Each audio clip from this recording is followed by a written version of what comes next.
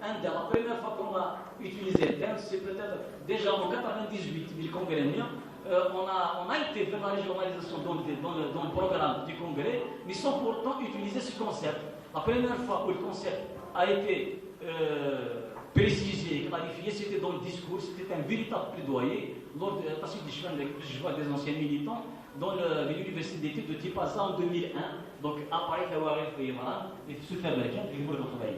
et on est parti donc sur cette base, et dans le dernier congrès, on a pu peaufiner, on a été jusqu'à préciser les contours de l'État unitaire régionalisé, je reviens de l'État vraiment après le débat, et jusqu'à préciser aussi les frontières, donc quelles sont ces régions qui sont susceptibles d'être aujourd'hui, de bénéficier de l'autonomie régionale.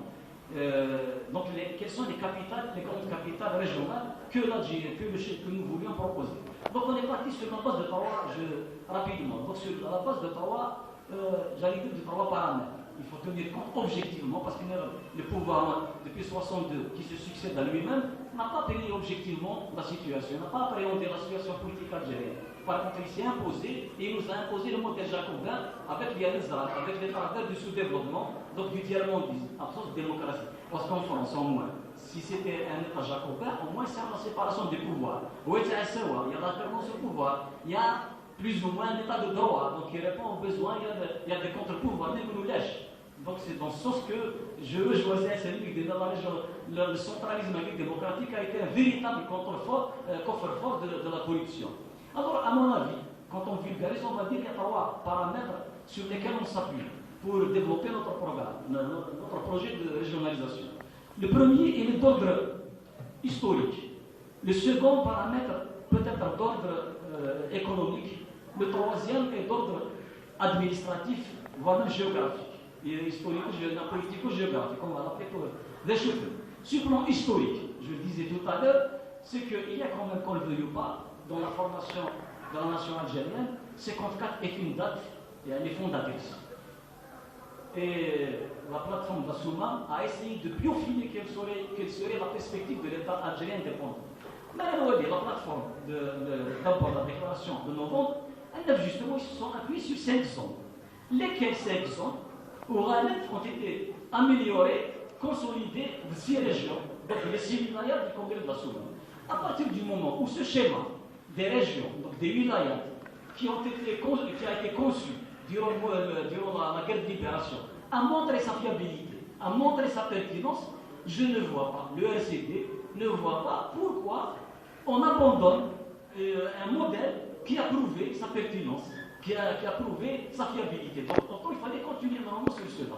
Donc, nous sommes à l'aise pour dire, nous voulons, en proposant la régionalisation, parachever, donc mener à son terme le projet de ceux qui ont mené la révolution algérienne, de ceux qui ont mené le pays vers l'indépendance. Donc voilà un premier aspect, un premier paramètre. Second paramètre, c'est en matière économique.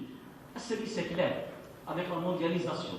Il est dit qu'il ne peut pas y avoir de développement réel. Il ne peut pas y avoir de développement économique fiable. Il ne peut pas y avoir d'économie, un développement économique dynamique s'il n'est pas intégré dans un espace géographique cohérent et harmonieux. Pour preuve, même les pays, c'est une exception, un Français aujourd'hui, la mondialisation s'est imposée aux États-nations et on voit qu'il y a des marchés qui ne répondent plus à qui ne se contentent pas à l'entité nationale, mais plutôt à des entités régionales. C'est de ce point de vue qu'aujourd'hui, c'est une règle, on ne peut pas espérer un développement en matière économique s'il n'est pas intégré dans un espace géographique naturel et homogène. Et en Algérie, le RCD considère qu'au-delà des 6 régions et des 6 wilayas, il est possible donc nous avons jugé avec l'aide et la collaboration d'un certain nombre d'universitaires et d'experts de voir quelles sont les régions à même de se développer, d'avoir leur propre autonomie régionale, plus de pouvoir politique et économique. Donc il y a nous sommes qu'on peut trouver une douzaine de capitales régionales harmonieuses. Parce que on s'inspire du schéma 56, on s'est dit qu'il va falloir les consolider, les améliorer et les mettre en face des exigences d'aujourd'hui. Et de ce point de vue, je vais citer par 3 cas. La wilaya, la zone autonome d'Alger, elle était, pour l'époque, c'est vrai que peut-être pour des raisons de l'époque, c'était justifié. Mais pour aujourd'hui, elle peut s'avérer comme étant trop vaste. Donc, nous, on a décidé, on s'est dit, on a besoin d'Alger et ses agglomérés comme étant une capitale, une nouvelle métropole. Anda, c'est la capitale de la nation algérienne, de l'État algérien, démocratique, moderne qu'on veut, et qui soit une véritable mégapole, donc moderne, ouverte sur la Méditerranée, et pour faire l'arabe, le français, et pourquoi pas, puisqu'il est méditerranéen, l'anglais doit cohabiter en toute harmonie, en toute intelligence. Et c'est la capitale.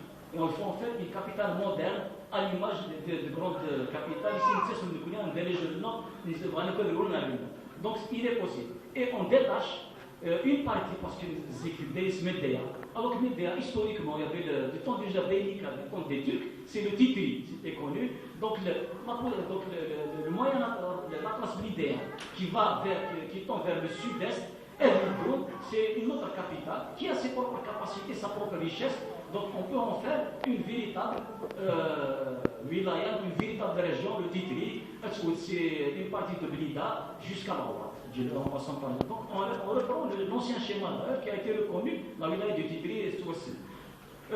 Deuxième élément, pourquoi si sur l'Inter 12, l'Oranie aussi, elle est importante. C'est une grande métropole, c'est une grande région du temps peut-être pour des raisons, parce qu'en définitive, la révolution, ils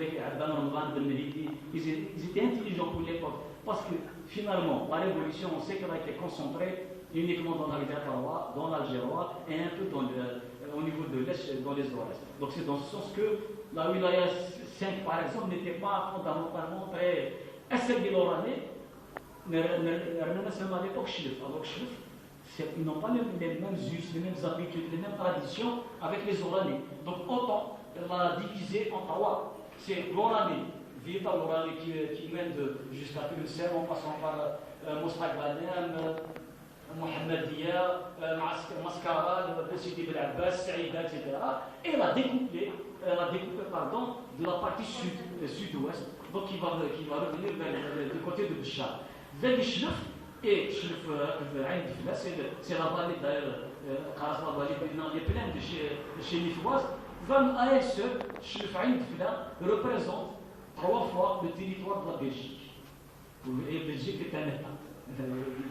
Donc, la seule région américaine de Chine, donc d'autant plus qu'elle bénéficie d'un certain nombre d'atouts naturels, autant donc c'est des plaines, autant lui donner donc, sa véritable, sa caractère, bien sûr, les connu pour ça. Donc voilà un peu ce qui nous a mené à partager, c'est-à-dire à avoir 12 grandes régions. Ce sont des régions totalement naturelles. Mais en plus de ça, nous avions pensé au LCD, en s'inspirant toujours donc, de la plateforme d'Assouman, parce qu'en plus donc, du caractère de ces régions qui chacune jouit d'une certaine spécificité, d'une homogénéité, d'une caractéristique commune propre à elle, il y a par exemple d'autres régions qu'on ne peut pas oublier, qu'on ne peut pas ignorer. Je pense que vous pensez tous, mais la vallée du Mzab, le Mzab, il y a le bénéfice d'une espèce d'homogénéité, non seulement identitaire, culturelle, linguistique, mais même culturelle. À partir du moment, c'est une communauté née à Téhéran, donc avec le royaume osmanite, mais qui sont ibadites. Il n'y a aucune raison que nous allions leur imposer le rythme liquide, par exemple. Donc, autant leur donner donc une espèce d'autonomie. Avec la Pénacole, et ils ont su d'ailleurs très bien développer la région, qui est pourtant une région très austère naturellement. Donc, vous voyez. Il y a aussi une autre région qu'on a appelée, donc c'est des provinces de la région, la Sawara. Parce que par exemple, il y a même des coopérations